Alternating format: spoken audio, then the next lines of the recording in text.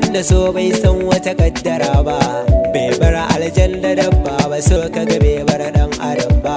Daurin gwarmai zai maka so kaga bai san shari'a ba, zai tarwada tanadinka so kaga ba sai kai shiri ba. In ya so zai kai kare matakin da kai ba kai shiri ba. An ce mai tausayi ne na duba sai na gaba hakan ba.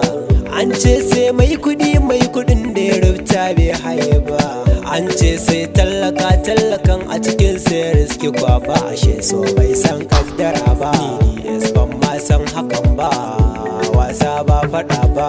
Shi so duba sufa yayi kama da zubin adashe, rayuwar sai ke ta yi ya fi karfin mai nazarin hasashe.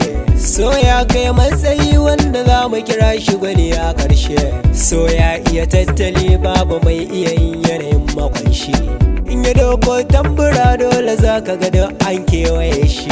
Ya zama jinka cikin taro hannu ɗaya bai ɗaga shi. Duk kuɗi ko sarautar ka in ka taho sai ka ishe shi. Kadara komai talaucin ka dole cin maka ga ka gashi. Ashe so sai ka haga shi, sai ka haga shi. Lukman DS fahimta ta fagen so na yi kankanta, duk da gashi ina ta tata ta ina faɗi na je na huta. Komi zan sai na inganta kun a tashi na zama ɗago tuta, sannu na zo a fafata a fagen so gani gabunta. Tilas na kira ta kanwata guri na are na same ta, dole ne zan nuna kishinta na san tagaran na alkinta. Bani a guri idan ba ta haka ne gaskiyar hakikata, yanayin shakuwar da nai da ita lakalin suna na ne nata. Allah sarki hababinta sunan DS ya zama nata. Godiya gunjalla ko yaushe Lukman DS na kan mika, yau ina a ƙasan ƙarshe wata rana a sanni zan mika.